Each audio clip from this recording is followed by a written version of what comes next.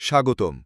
আপনি শুনছেন সত্যজিৎ রায়ের এক রহস্যঘন স্নায়ু চাপ তৈরি করা গল্প খগম। আজকের গল্পে ভরতপুরের জঙ্গলে থাকা এক রহস্যময় সাধু ও তার সঙ্গী এক বিষধর কেউটে, তাদের ঘিরে আবর্তিত হবে এক অদ্ভুত অভিজ্ঞতা। চলুন শুরু করা যাক এই মন্ত্রমুগ্ধকর যাত্রা। পেট্রোম্যাক্সের আলোতে বসে ডিনার খাচ্ছি, সবেমাত্র ডালনার ডিম একটা কামড় দিয়েছি, এমন সময় চৌকিদার লক্ষ্মণ জিজ্ঞেস করল, আপ লোক ইমলি বাবা কো দর্শন নেই করেঙ্গে? বলতে বাধ্য হলাম যে ইমলি বাবার নামটা আমাদের কাছে একেবারেই নতুন, তাই দর্শন করার প্রশ্নটা ওঠেইনি। লক্ষ্মণ বলল, জঙ্গল বিভাগের যে জিপটা আমাদের জন্য মোতায়েন হয়েছে তার ড্রাইভারকে বললেই সে আমাদের বাবার ডেরায় নিয়ে যাবে। জঙ্গলের ভিতরেই তার কুটির, ভারী মনোরম পরিবেশ, সাধু হিসেবেও নাকি খুব উঁচু স্তরের। ভারতবর্ষের নানান জায়গা থেকে গণ্যমান্য লোকেরা এসে তাকে দেখে যান, ইত্যাদি ইত্যাদি। এছাড়া আর যে ব্যাপারটা শুনে আরও কৌতূহল হলো, সেটা হলো এই যে বাবার নাকি একটা পোষা কেউটে আছে, সেটা বাবার কুটিরের কাছেই একটা গর্তে থাকে, আর রোজ সন্ধেবেলা গর্ত থেকে বেরিয়ে বাবার কাছে এসে ছাগলের দুধ খায়।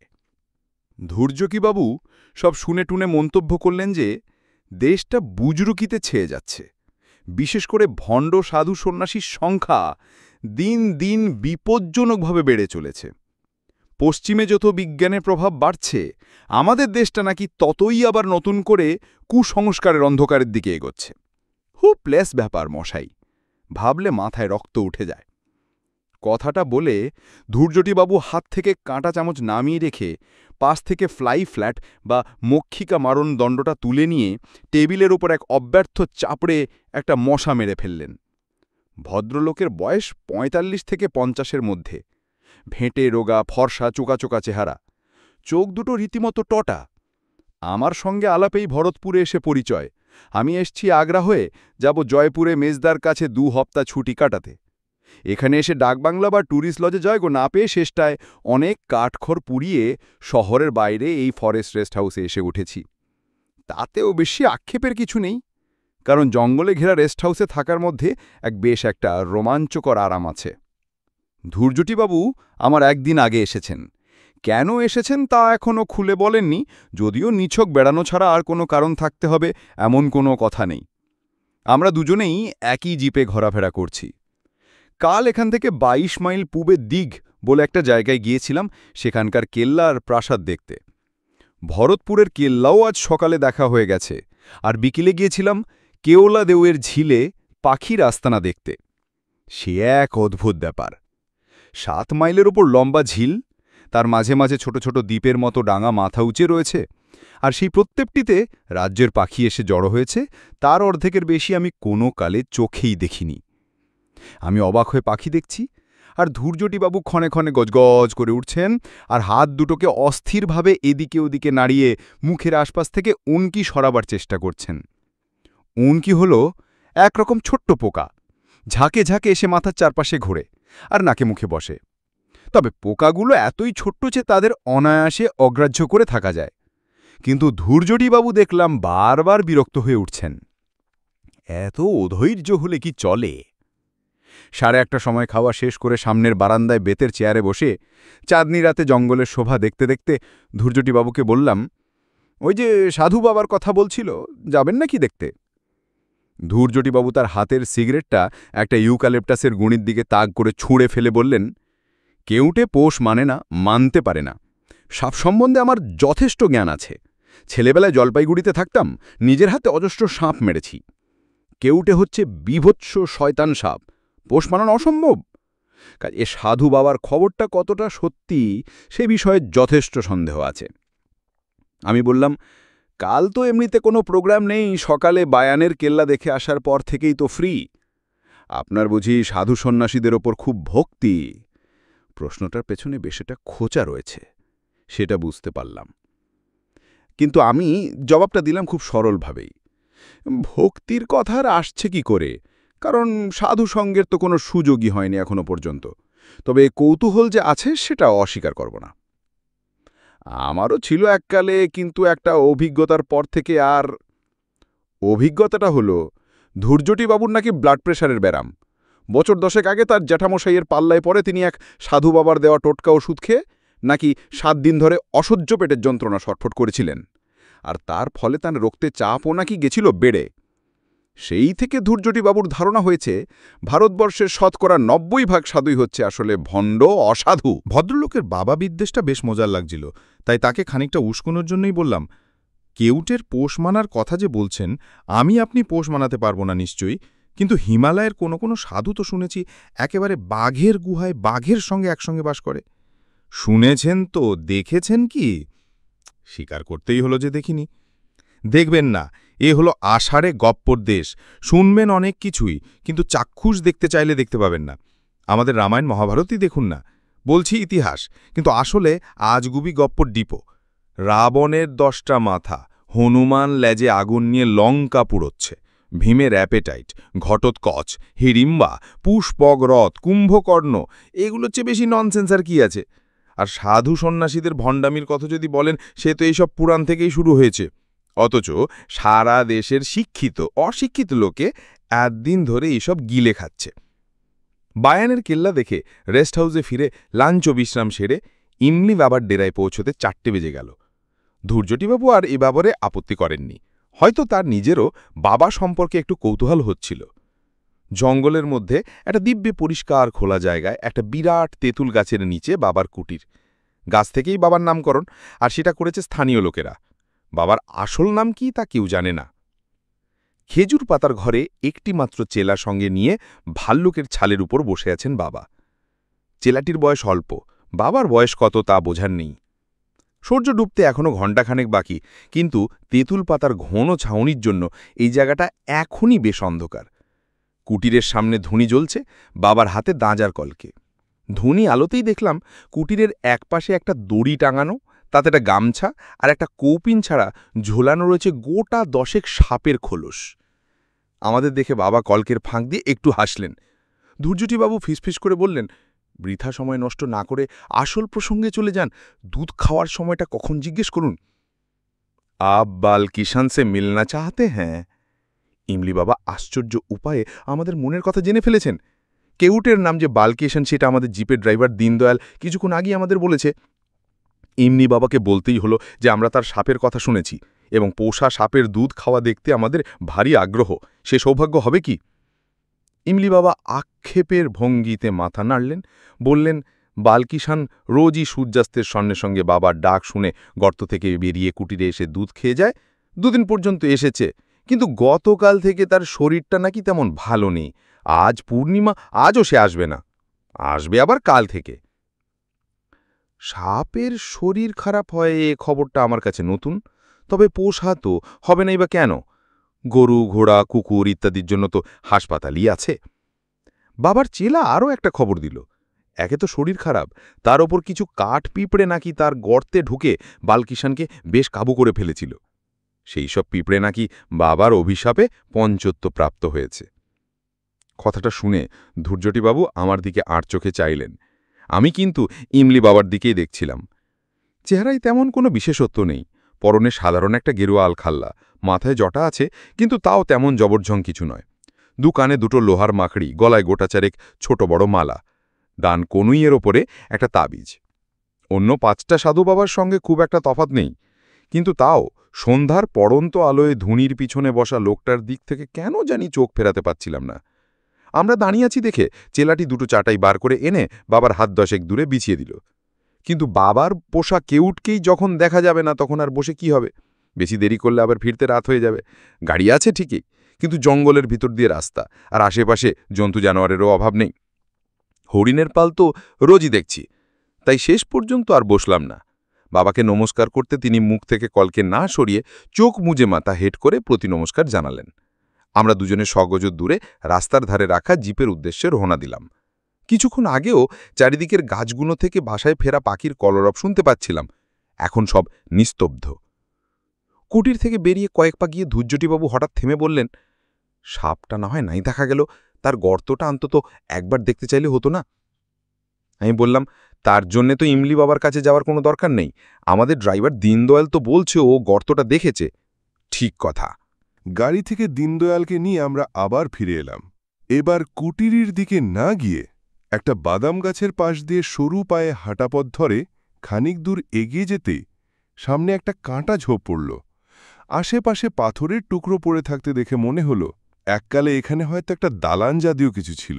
দীনদয়াল বলল, ওই ঝোপটার ঠিক পিছনেই নাকি সাপের গর্ত। এমনি দেখে কিছু বোঝার নেই, কারণ আলো আরও কমে এসেছে। ধৈর্যটিবাবু তার কোটের পকেট থেকে একটা ছোট্ট টর্চ বার করে ঝোপের ওপর আলো ফেলতেই পিছনের গর্তটা দেখা গেল। যাক, গর্তটা তাহলে সত্যিই আছে। কিন্তু সাপ, সে কি আর অসুস্থ অবস্থায় আমাদের কৌতূহল মেটানোর জন্য বাইরে বেরোবে? সত্যি বলতে কি, সাধু বাবার হাতে কেউটের দুধ খাওয়া দেখার বাসনা থাকলেও সেই কেউটের গর্তের সামনে দাঁড়িয়ে তাকে দর্শন করার খুব একটা ইচ্ছে ছিল না। কিন্তু ধৈর্যটিবাবুর কৌতূহল দেখলাম আমার চেয়েও বেশি। আলোয় যখন কাজ হল না, তখন ভদ্রলোক মাটি থেকে ঢেলা কুড়িয়ে নিয়ে সেগুলো ঝোপের উপর ফেলতে আরম্ভ করলেন। এই বাড়াবাড়িটা আমার ভালো লাগল না। বললাম, কি হলো মশাই, আপনার দেখি রোগ চেপে গেছে? আপনি তো বিশ্বাসই করছিলেন না যে সাপ আছে। ভদ্রলোক এবার একটু বেশ বড় ঢেলা হাতি তুলে নিয়ে বললেন, এখনও করছি না। এই ঢেলাতেও যদি ফল না হয় তাহলে বুঝব বাবাজি সম্বন্ধে এক স্রেফ গাঁজাখুরি গল্প প্রচার করা হয়েছে। লোকের ভুল বিশ্বাস যত ভাঙানো যায় ততই মঙ্গল। ঢেলাটা একটা ভারী শব্দ করে ঝোপের উপর পড়ে কাঁটা সমেত পাতাগুলোকে তছনছ করে দিল। ধৈর্যটিবাবু টর্চটা ধরে আছেন গর্তের ওপর। কয়েক মুহূর্ত সব চুপ, কেবল বনের মধ্যে কোথায় যেন একটা ঝিঁঝি সবেমাত্র ডাকতে আরম্ভ করেছে। এবার তার সঙ্গে আরেকটা শব্দ যোগ হল, একটা শুকনো সুরহীন শীষের মতো শব্দ। তারপর পাতার খসখসানি, আর তারপর টর্চের আলোয় দেখা গেল একটা কালো মসৃণ জিনিসের খানিকটা। সেটা নড়ছে, সেটা জ্যান্ত, আর ক্রমেই সেটা গর্তের বাইরে বেরিয়ে আসছে। এবার ঝোপের পাতা নড়ে উঠল, আর তার পরমুহূর্তেই তার ফাঁক দিয়ে বেরিয়ে এলো একটা সাপের মাথা। টর্চের আলোয় দেখলাম কিউটের জলজলে চোখ, আর তার দুভাগে চেরা জিভ, যেটা বারবার মুখ থেকে বেরিয়ে এসে লিকলিক করে আবার সুরুত করে ভিতরে ঢুকে যাচ্ছে। দীনদয়াল কিছুক্ষণ থেকে এই জিভে ফেরে যাবার জন্য তাগাদা করছিল। এবার ধরা গলায় অনুনয় সুরে বলল, छोड़ दीजिए बाबू, आप तो देख लिया, अब वापस चलिए। টর্চের আলোর জন্যই বোধহয় বালকিশন এখনও মাথাটা বার করে আমাদের দিকে চেয়ে আছে, আর মাঝে মাঝে জিভ বার করছে। আমি সাপ দেখেছি অনেক, কিন্তু এত কাছ থেকে এইভাবে কালকে উঠে কখনো দেখিনি। আর কেউটে আক্রমণের চেষ্টা না করে চুপচাপ চেয়ে রয়েছে, এরকমও তো কখনো দেখিনি। হঠাৎ টর্চের আলোটা কেঁপে উঠে সাপের উপর থেকে সরে গেল। তারপর যে কাণ্ডটা ঘটল সেটার জন্য আমি একেবারেই প্রস্তুত ছিলাম না। ধৈর্যটিবাবু হঠাৎ একটা পাথরের টুকরো তুলে নিয়ে চোখের নিমেষে সেটা বালকিশনের মাথার দিকে তাক করে ছুঁড়ে মারলেন। আর তারপরেই পরপর আরও দুটো। একটা বিশ্রী আশঙ্কায় দিশেহারা হয়ে আমি বলে উঠলাম, আপনি এটা কি করলেন ধৈর্যটিবাবু? ভদ্রলোক আমার পাশে দাঁড়িয়ে হাঁপাতে হাঁপাতে চাপা গলায় বেশ উল্লাসের সঙ্গে বললেন, 1 কিউটে লেস। দীনদয়াল হাঁ করে বিস্ফারিত চোখে ঝোপটার দিকে চেয়ে আছে।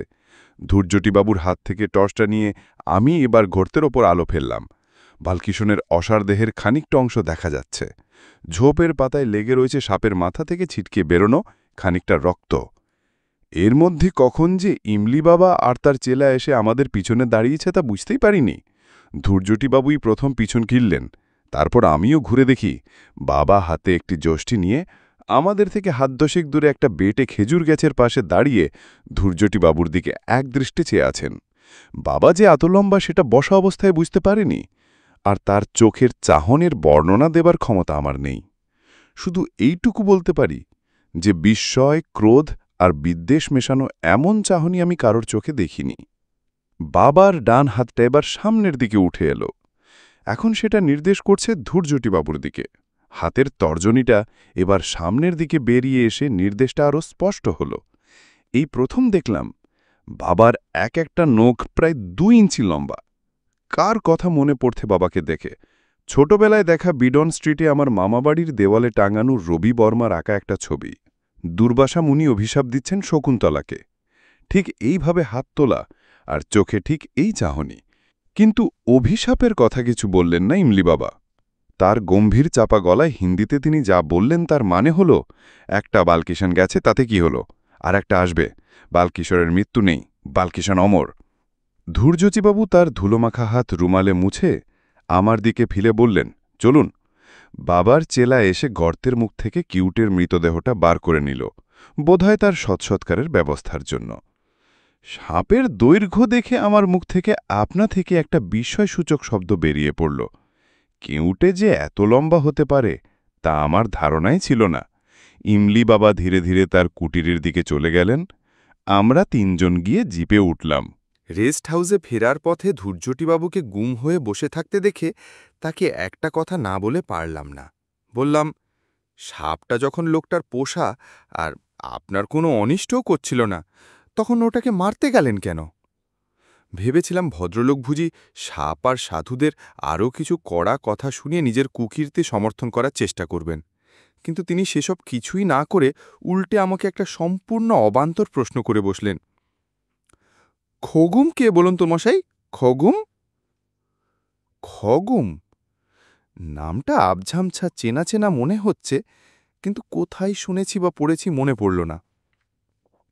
ধূর্যটিবাবু আরও বার দুয়েক আপন মনে খগম খগম করে শেষটায় চুপ করে গেলেন। রেস্ট হাউসে যখন পৌঁছলাম তখন 6:30 বাজে। ইমলি বাবার চেহারাটা মাঝে মাঝে মনে পড়ছে। দুর্বাসার মতো চোখ পাকিয়ে হাত তুলে রয়েছেন ধূর্যটিবাবুর দিকে। ভদ্রলোকের কেন যে এমন মবিভ্রম হল কে জানে, তবে মন বলছে ঘটনা শেষ দেখে এসছি আমরা, কাজেই ও নিয়ে আর ভেবে লাভ নেই। বাবা নিজেই বলেছেন বালকিষানের মৃত্যু নেই, ভরতপুরের জঙ্গলে কি আর কেউটে নেই? কালকের মধ্যে নিশ্চয়ই বাবার চেরা চামুণ্ডারা আরেকটা কেউটে ধরে এনে বাবাকে উপহার দেবে। ডিনারে লক্ষ্মণ মুরগির কারি রেঁধেছিল, আর তার সঙ্গে ঘিয়ে ভাজা হাতের রুটি আর উতুরকা ডাল। সারাদিনের ঘোরাফেরার পর খিদেটা দিব্যি হয়। কলকাতায় রাত্রে যা খাই তার ডবল খেয়ে ফেলি অক্লেশে। ধূর্যটিবাবু ছোটখাটো মানুষ হলে কি হবে, তিনিও বেশ ভালোই খেতে পারেন, কিন্তু আজ যেন মনে হলো ভদ্রলোকের খিদে নেই। শরীর খারাপ লাগছে কিনা জিজ্ঞেস করাতে কিছু বললেন না। আমি বললাম, আপনি কি বালকিষণের কথা ভেবে আক্ষেপ করছেন? ধূর্যটিবাবু আমার কথায় মুখ খুললেন বটে, কিন্তু যা বললেন সেটাকে আমার প্রশ্নের উত্তর বলা চলে না। পেট্রোম্যাক্সের দিকে এক দৃষ্টে তাকিয়ে থেকে গলাটাকে ভীষণ সরু আর মোলায়েম করে বললেন, সাপটা ফিস ফিস করছিল, ফিস ফিস করছিল। আমি হেসে বললাম, ফিস ফিস না ফোঁস ফোঁস? ধূর্যটিবাবু আলোর দিক থেকে চোখ না সরিয়ে মাথা নেড়ে বললেন, না, ফিস ফিস, সাপের ভাষা, সাপের শীষ, ফিস ফিস ফিস ফিস।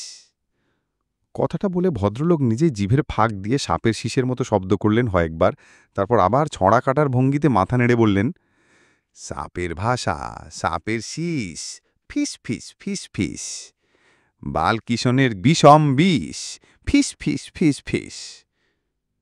এটা কি ছাগলের দুধ?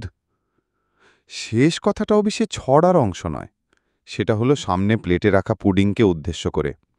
লক্ষ্মণ শুধু দুধটা বুঝে ছাগল টাগল না বুঝে বলল, হাঁ বাবু, দুধ হ্যাঁ, আর আন্ডে ভি হ্যাঁ। দুধ আর ডিম দিয়ে যে পুডিং হয় সে কে না জানে।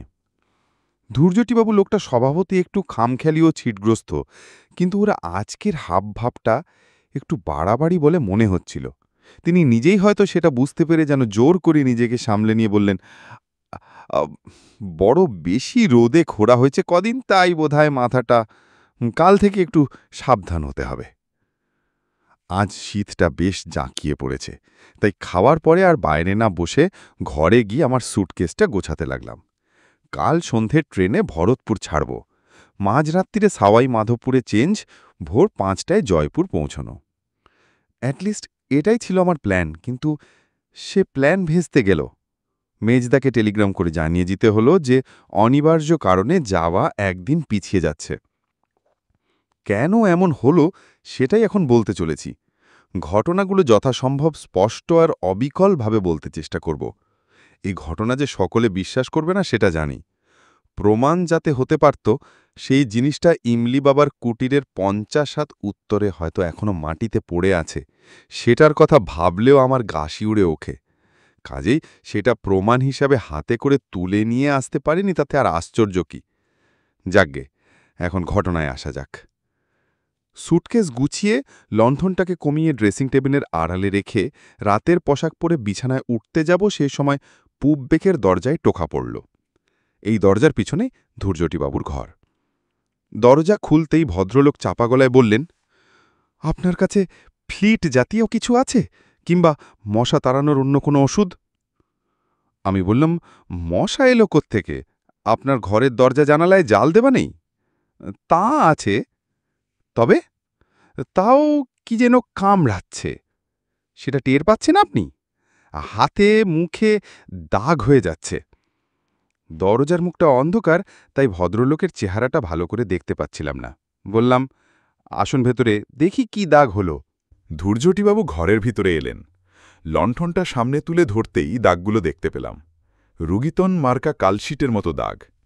এই জিনিস আগে কখনো দেখিনি, আর দেখে মোটেই ভালো লাগল না। বললাম, বিদঘুটে ব্যারাম বাঁধিয়েছেন, অ্যালার্জি থেকে হতে পারে। কাল সকালে উঠেই ডাক্তারের খোঁজ করতে হবে। আপনি বরং ঘুমোতে চেষ্টা করুন, উনি আর চিন্তা করবেন না। আর এটা পোকার ব্যাপার না, অন্য কিছু। যন্ত্রণা হচ্ছে কি? তাও ভালো। যান, শুয়ে পড়ুন। ভদ্রলোক চলে গেলেন, আর আমিও বিছানায় উঠে কম্বলের তলায় ঢুকে পড়লাম। রাত্রে ঘুমোবার আগে বিছানায় শুয়ে বই পড়ার অভ্যেস। এখানে লণ্ঠনের আলোয় সেটা আর পড়া সম্ভব হচ্ছে না, আর সত্যি বলতে কি, সেটার প্রয়োজনও নেই। সারা দিনের ক্লান্তির পর বালিশে মাথা দেবার 10 মিনিটের মধ্যে ঘুম এসে যায়। কিন্তু আজ আর সেটা হল না। একটা গাড়ির শব্দে তন্দ্রা ভেঙে গেল। সাহেবের গলা শুনতে পাচ্ছি, আর একটা অচেনা কুকুরের ডাক। ট্যুরিস্ট এসেছে রেস্ট হাউসে। কুকুরটা ধমক খেয়ে চেঁচানো থামালো। সাহেবরাও বোধহয় ঘরে ঢুকে পড়েছে। আবার সব নিস্তব্ধ, কেবল বাইরে ঝিঁঝি ডাকছে। না, শুধু ঝিঁঝি নয়, তাছাড়াও আরেকটা শব্দ পাচ্ছি। আমার পূব দিকের প্রতিবেশী এখনও সজাগ। শুধু সজাগ নয়, সচল। তার পায়ের শব্দ পাচ্ছি, অথচ দরজার তলার ফাঁক দিয়ে কিছুক্ষণ আগেই দেখেছি লণ্ঠনটা হয় নিভিয়ে দেওয়া হলো, না হয় পাশের বাথরুমে রেখে আসা হলো। অন্ধকার ঘরে ভদ্রলোক পায়চারি করছেন কেন? এই প্রথম আমার সন্দেহ হল যে ভদ্রলোকের মাথায় হয়তো ছিটেরও একটু বেশি জিচু আছে। তার সঙ্গে আমার আলাপ মাত্র 2 দিনের। তিনি নিজে যা বলেছেন তার বাইরে তার সম্বন্ধে আমি কিচ্ছুই জানি না। কিন্তু সত্যি বলতে কি, মাত্র কয়েক ঘন্টা আগে পর্যন্ত যাকে পাগলামো বলে, তার কিন্তু কোনো লক্ষণ আমি ধৈর্যটিবাবুর মধ্যে দেখিনি। দিক আর বায়ানের কেল্লা দেখতে দেখতে তিনি যে ধরনের কথাবার্তা বলছিলেন, তাতে মনে হয় ইতিহাসটা তার বেশ ভালো ভাগেই পড়া আছে। শুধু তাই নয়, আর্ট সম্বন্ধেও যে তার যথেষ্ট জ্ঞান আছে, সেটার প্রমাণও তিনি তার কথাবার্তায় দিয়েছেন। রাজস্থানের স্থাপত্যে হিন্দু ও মুসলমান কারিগরদের কাজের কথা তিনি রীতিমতো উৎসাহের সঙ্গে বলছিলেন। না, ভদ্রলোকের শরীরটাই বোধহয় খারাপ হয়েছে। কাল একজন ডাক্তারের খোঁজ করা অবশ্য কর্তব্য। আমার ঘড়ির রেডিয়াম ডায়ালে তখন বলছে 11:15। পূবের দরজায় আবার টোকা পড়ল। এবার বিছানা থেকে না উঠে একটা হাঁক দিলাম। কি ব্যাপার ধূর্যটিবাবু? কি বলছেন? বুঝলাম, ভদ্রলোকের কথা আটকে গেছে। এ তো আচ্ছা ফ্যাসাদে পড়া গেল দেখছি। আবার বললাম, কি বলছেন ঠিক করে বলুন। শুনবেন একটু? অগত্যায় উঠলাম। দরজা খুলতে ভদ্রলোক এমন একটা ছেলেমেছস মতো প্রশ্ন করলেন যে আমার বেশ বিরক্তিই লাগল। আচ্ছা, সাপ কি দন্তসা? আমি আমার বিরক্তি লুকোবার কোনো চেষ্টা করলাম না। আপনি এইটে জানবার জন্য এত রাত্রে দরজা ধাক্কালেন? দন্তসা? আজকে হ্যাঁ, সাপ মানে যখন সর্প, স্নেক, তখন দন্তস। আর তালব্য সেটা অন্য সাপ, তার মানে অভিশাপ। হ্যাঁ হ্যাঁ, অভিশাপ। থ্যাংক ইউ, শুয়ে পড়ুন। ভদ্রলোকের অবস্থা দেখে আমার একটু একটু মায়া হচ্ছিল। বললাম, আপনাকে বরং একটু ঘুমের ওষুধ দিই, ও জিনিসটা আছে আমার কাছে, খাবেন? না, শীতকালে এমনিতেই ঘুমোই, শুধু সন্ধ্যায় সূর্যাস্তের। ভদ্রলোককে বাধা দিয়ে বললাম, আপনার জিভে কিছু হয়েছে নাকি? কথা আটকে যাচ্ছে কেন? আপনার টর্চটা একবার দিন তো। ভদ্রলোকের পিছন পিছন আমিও ওনার ঘরে ঢুকলাম। টর্চটা ড্রেসিং টেবিলের উপর রাখা ছিল। সেটা জেলে ভদ্রলোকের মুখের সামনে ধরতেই তিনি হাঁ করে জিভটা বার করে দিলেন। জিভে কিছু একটা হয়েছে সে বিষয়ে সন্দেহ নেই। একটু সরু লাল দাগ ডগা থেকে শুরু করে জিভের মাঝখান পর্যন্ত চলে গেছে। এটাতেও কোনো যন্ত্রণা নেই বলছেন? কই, না তো। কি যে ব্যারাম বাঁধিয়ে বসেছেন ভদ্রলোক, সেটা আমার বোঝার সাধ্য নেই। এবারে ভদ্রলোকে খাটের দিকে চোখ গেল। বিছানার পরিপাটি ভাব দেখে বুঝলাম তিনি এখনো পর্যন্ত খাটে ওঠেননি। বেশ কড়া সুরে বললাম, আপনাকে শুতে দেখে তারপর আমি নিজের ঘরে যাব, আর জোড়হাত করে অনুরোধ করছি আর দরজা ধাক্কাবেন না। কাল ট্রেনে ঘুম হবে না জানি, তাই আজকের রাতটা ঘুমিয়ে নিতে চাই। ভদ্রলোক কিন্তু খাটের দিকে যাবার কোনো রকম আগ্রহ দেখালেন না। লণ্ঠনটা বাথরুমে রাখা হয়েছে, তাই ঘরে প্রায় আলো নেই বললেই চলে। বাইরে পূর্ণিমার চাঁদ, উত্তরের জানলা দিয়ে ঘরের মেঝেতে জ্যোৎস্না এসে পড়েছে। তারই প্রতিফলিত আলোয় ধৈর্যবাবুকে দেখতে পাচ্ছি। স্লিপিং স্যুট পরে দাঁড়িয়ে আছেন, আর মাঝে মাঝে ঠোঁট ফাঁক করে শীষ দেওয়ার মতো শব্দ করছেন। আমি আসবার সময় কম্বলটা গায়ে ছড়িয়ে এসেছি, অথচ ধৈর্যবাবু দিব্যি গরম টরম কিচ্ছু না পরে দাঁড়িয়ে আছেন। ভদ্রলোক শেষটায় যদি সত্যি একটা গোল মেলে ব্যারাম বাঁধিয়ে বসেন, তাহলে তো তাকে ফেলে আমার পক্ষে যাওয়াও মুশকিল হবে। বিদেশে বিভুঁইয়ে একজন বাঙালি বিপদে পড়লে আরেকজন তার জন্য কিছু না করে সরে পড়বে, এ তো হতে পারে না। আরেকবার তাকে বিছানায় শুতে বলেও যখন কোনো ফল হলো না, তখন বুঝলাম ওর হাতটা ধরে টেনে নিয়ে জোর করে শুয়ে দেওয়া ছাড়া আর কোনো রাস্তা নেই। তিনি যদি অবাধ্য শিশু হতে চান, আমাকে তো আর গুরুজনের ভূমিকা নিতেই হবে। কিন্তু ওর হাতটা ধরা মাত্র আমার শরীরে এমন একটা প্রতিক্রিয়া হলো যে আমি চমকে 3 হাত পিছিয়ে গেলাম। ধৈর্যবাবুর শরীর বরফের মতো ঠান্ডা। জ্যান্ত মানুষের শরীর এত ঠান্ডা হতে পারে এ আমি কল্পনাই করতে পারিনি। আমার অবস্থা দেখি বোধহয় ধৈর্যবাবুর ঠোঁটের কোন একটা হাসির ভাব ফুটে উঠল। তার কটা চোখ দিয়ে তিনি এখন আমার দিকে চেয়ে মিচকে মিচকে হাসছেন। আমি ধরা গলায় বললাম, আপনার কি হয়েছে বলুন তো? ধৈর্যবাবু আমার দিক থেকে চোখ সরালেন না, এক দৃষ্টে চেয়ে আছেন প্রায় মিনিট খানেক ধরে। অবাক হয়ে দেখলাম যে একটিবারও তার জিভটা বার কয়েক ঠোঁটের ফাঁক দিয়ে বেরোল। তারপর তিনি ফিসফিস গলায় বললেন, বাবা ডাকছেন, বালকিসন, বালকিসন, বাবা ডাকছেন। তারপর ভদ্রলোকের হাঁটু ভাঁজ হয়ে গেল। তিনি প্রথমে হাঁটু ঘেড়ে বসলেন, তারপর শরীরটাকে সামনে এগিয়ে দিয়ে মাটিতে উপুর হয়ে শুয়ে কোণের উপর ভর করে নিজেকে হেঁচড়ে টেনে নিয়ে খাটের তলায় অন্ধকারে চলে গেলেন। আমি বেশ বুঝতে পারছিলাম যে আমার সমস্ত শরীর ঘামে ভিজে গেছে, হাত পা ঠকঠক করে কাঁপছে। আমি আর দাঁড়িয়ে থাকতে পারছি না। ভদ্রলোক সম্বন্ধে দুশ্চিন্তা কেটে গিয়ে এখন যেটা অনুভব করছি, সেটা অবিশ্বাস আর আতঙ্কে মেশানো একটা অদ্ভুত ভয়াবহ ভাব। নিজের ঘরে ফিরে এলাম। দরজাটা বন্ধ করে খিল লাগিয়ে আপাদমস্তক কম্বল মুড়ি দিয়ে কিছুক্ষণ শুয়ে থাকার পর কাঁপুনিটা কমল, চিন্তাটা একটু পরিষ্কার হলো। ব্যাপারটা কোথায় গিয়ে দাঁড়িয়েছে এবং চোখের সামনে যা ঘটতে দেখেছি তা থেকে কি সিদ্ধান্তে পৌঁছানো যায় সেটা একবার ভেবে দেখলাম। আজ বিকেলে আমার সামনে ধৈর্যবাবু ইমলি বাবার পোশাকে উঠেকে পাথরের ঘায়ে মেরে ফেললেন। তারপরে ইমলি বাবা ধৈর্যবাবুর দিকে আঙুল দেখিয়ে বললেন, একটা বালকিসান গেছে, তার জায়গায় আরেকটা বালকিসান আসবে। সেই দ্বিতীয় বালকিসান কি সাপ না মানুষ, নাকি সাপ হয়ে যাওয়া মানুষ? ধৈর্যবাবু সর্বাঙ্গে চাকা চাকা দাগগুলো কি? জীবের দাগটা কি?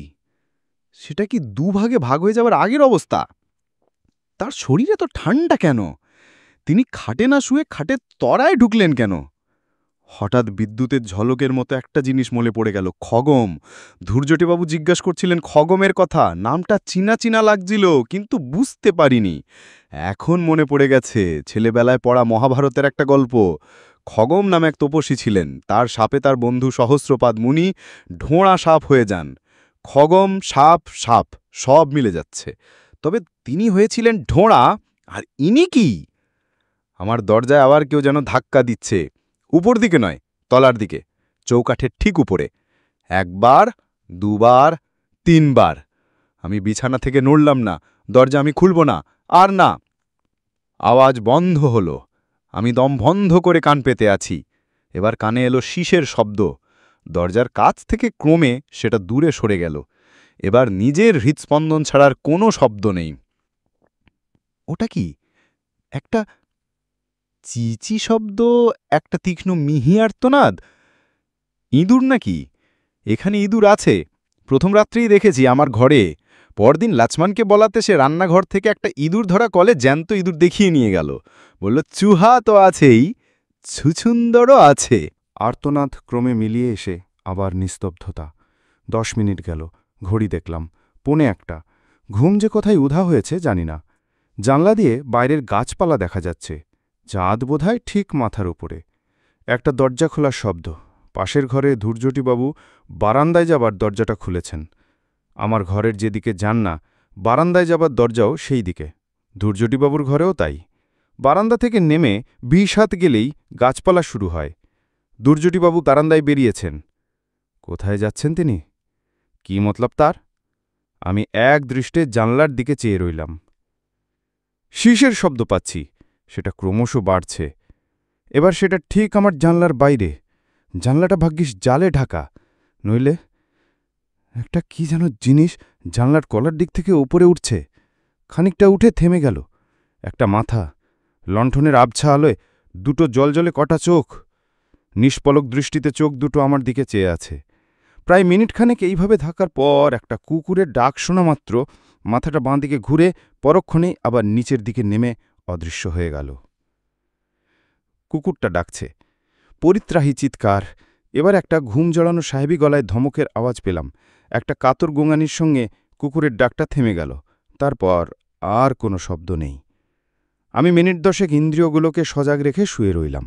কানের মধ্যে আজই রাত্রে শোনা একটা ছড়া বারবার ফিরে ফিরে আসছে। সাপের ভাষা সাপের শীষ, ফিস ফিস ফিস ফিস, বালকি সেনের বেসম্বিস, ফিস ফিস ফিস ফিস। ক্রমে সেই ছড়াটাও মিলিয়ে এলো। বুঝতে পারলাম একটা ঝিমঝিমে অবসন্ন ভাব আমাকে ঘুমের দিকে টেনে নিয়ে যাচ্ছে। ঘুমটা ভাঙল সাহেবদের চেঁচামেচিতে। ঘড়িতে দেখি 6:10। কিছু একটা গণ্ডগোল বেঁধেছে। তাড়াতাড়ি উঠে গায়ে একটা গরম কাপড় চাপিয়ে বাইরে এসে শ্বেতাঙ্গ আগন্তুকদের সাক্ষাৎ পেলাম। 2 যুবক, আমেরিকান। ডাকনাম ব্রুস আর মাইকেল। তাদের পোষা কুকুরটা কাল রাত্রে মারা গেছে। কুকুরটাকে নিজেদের ঘরেই নিয়ে শুয়েছিল, তবে ঘরের দরজা বন্ধ করেনি। ওরা সন্দেহ করছে রাত্রে বিছে বা সাপ জাতীয় বিষাক্ত কিছু এসে কামড়ানোর ফলে এই দশা। মাইকেলের ধারণা কাঁকড়া বিছই, কারণ শীতকালে সাপ বেরোয় না, সেটা সকলেই জানে। আমি আর কুকুরের উপর সময় নষ্ট না করে বারান্দার উল্টো দিকে ধূর্যটিবাবুর ঘরের সামনে গিয়ে হাজির হলাম। দরজা খোলা রয়েছে। ঘরের মালিক ঘরে নেই। লক্ষ্মণ রোজ ভোর 5:30টায় উঠে উনুন ধরিয়ে চায়ের জল গরম করে। তাকে জিজ্ঞেস করতে সে বলল, ধূর্যটিবাবুকে দেখেনি। নানা রকম আশঙ্কা মনের মধ্যে ঘুরপাক খাচ্ছে। যে করে হোক ভদ্রলোককে খুঁজে বার করতেই হবে। পায়ে হেঁটে আর কত দূর যাবেন তিনি? কিন্তু চারপাশের জঙ্গলে অনেক খোঁজাখুঁজি করেও তার কোনো খোঁজ পাওয়া গেল না। 10:30টায় জিপ এলো। আমি ড্রাইভারকে বললাম, পোস্ট অফিস যাব, জয়পুরে টেলিগ্রাম করতে হবে। ধূর্যটিবাবুর রহস্য সমাধান না করে ভরতপুর ছাড়া যাবে না। মিজদাকে টেলিগ্রাম করে ট্রেনের টিকিট একদিন পিছিয়ে রেস্ট হাউসে ফিরে এসে শুনলাম ততক্ষণ পর্যন্ত ধূর্যটিবাবুর কোনো খবর পাওয়া যায়নি। আমেরিকান দুটি তাদের মরা কুকুরটাকে খবর দিয়ে এর মধ্যেই তল্পা গুটিয়ে উধাও। সারা দুপুর রেস্ট হাউসের আশেপাশে ঘোরাফেরা করলাম। জিপটা আমার আদেশ মতোই আবার বিকেলে এসে হাজির হলো। একটা মতলব ছিল মাথায়, মন বলছিল সেটাই হয়তো ফল হবে। ড্রাইভারকে বললাম, ইমলি বাবাকে চলো। কাল যেমন সময় এসেছিলাম আজও প্রায় একই সময় গিয়ে পৌঁছলাম বাবার কুটিরে। বাবা কালকের মতো ধুনি জ্বালিয়ে বসে আছেন। শিষ্য আজ আরও 2টি বেড়েছে, তার মধ্যে একজন মাঝবয়সী, অন্যটি ছোকরা। বাবা আমাকে দেখেই ঘাড় মেকিয়ে নমস্কার জানালেন। কালকের সেই ভস্ম করা চাহনির সঙ্গে আজকের চাহনির কোনো মিল নেই। আমি আর সময় নষ্ট না করে বাবাকে সরাসরি জিজ্ঞেস করলাম আমার সঙ্গে কাল যে ভদ্রলোকটি এসেছিলেন তার কোনো খবর তিনি দিতে পারেন কিনা। বাবার মুখ প্রসন্ন হাসিতে ভরে গেল। বললেন, খবর আছে বই কি, তোমার দোস্ত আমার আশা পূর্ণ করেছে। সে আমার বালকিশনকে আবার ফিরিয়ে এনেছে। এই প্রথম চোখে পড়ল বাবার ডান পাশে রাখা রয়েছে একটা পাথরের বাটি। সেই বাটিতে যে সাদা তরল পদার্থটা রয়েছে সেটা দুধ ছাড়া আর কিছুই নয়। কিন্তু সাপ আর দুধের বাটি দেখতে তো আমি এতদূর আসিনি। আমি এসেছি ধূর্যটি প্রসাদ বসুর খোঁজে। লোকটা তো আর হাওয়ায় মিলিয়ে যেতে পারে না। ইমলি বাবা মানুষের মনের কথা বুঝে ফেলতে পারেন, এটা আগেও দেখেছি। গাজার কোল খেতে বড় রকম একটা টান দিয়ে সেটা পাশের প্রৌঢ় চেলার হাতে চালান দিয়ে বললেন, তোমার বন্ধুকে তো তুমি আর আগের মতো ফিরে পাবে না, তবে তার স্মৃতিচুঙ্ঘ সে রেখে গেছে। সেটা তুমি বালকিশনের ডেরার 50 পা দক্ষিণে পাবে। সাবধানে যেও, অনেক কাটাগাছ পড়বে পথে। বাবার কথা মতো গেলাম বালকিশনের গর্তের কাছে। সেই গর্তে এখন সাপ আছে কি না সেটা জানার আমার বিন্দুমাত্র কৌতূহল নেই। আকাশে ডুবুডুবু সূর্যের দিকে চেয়ে হিসেব করে দক্ষিণ দিক ধরে এগিয়ে গেলাম। ঘাস, কাঁটাঝোপ, পাথরের টুকরো আর চোরকাটার ভেতর দিয়ে গুনে গুনে 50 পা এগিয়ে গিয়ে একটা অর্জুন গাছের গুড়ির ধারে যে জিনিসটা পড়ে থাকতে দেখলাম, সেরকম জিনিস এই কয়েক মিনিট আগেই ইমলি বাবার কুটিরে দড়ি থেকে ঝুলছে দেখে এসছি। সেটা একটা খোলস। সারা খোলসের উপর রোহিতন মার্কা নকশা। সাপের খোলস কি? না, তা নয়। সাপের শরীর কি এত চওড়া হয়? আর তার দুপাশ দিয়ে কি দুটো হাত আর তলা দিয়ে কি একজোড়া পা বেরোয়? আসলে এটা একটা মানুষের খোলস। সেই মানুষটা এখন আর মানুষ নেই। সে এখন এই গর্তটার মধ্যে কুণ্ডলি পাকিয়ে শুয়ে আছে। সে যা থেকে উঠে, তার দাঁতে বিষ। ওই যে তার শীষ শুরু হলো, ওই যে সূর্য ডুবল, ওই যে ইমলি বাবা ডাকছে, বালকিশন, বালকিশন, বালকিশন। ধন্যবাদ। আপনি শুনলেন সত্যজিৎ রায়ের রহস্যে মোড়া গল্প খগম। এই অদ্ভুত অভিজ্ঞতা কি শুধুই কল্পনা ছিল, না বাস্তবিক পর্দা ফুঁড়ে উঠে আসা এক অচিন সত্য? এরকম আরও গল্প পেতে আমাদের চ্যানেলটি সাবস্ক্রাইব করুন আর বাসে থাকে ঘণ্টাটি টিপে রাখুন, যাতে নতুন গল্প এলে সঙ্গে সঙ্গে শুনতে পারেন। শোনাবো আবারও অন্য এক গল্পে, অন্য এক জগতে।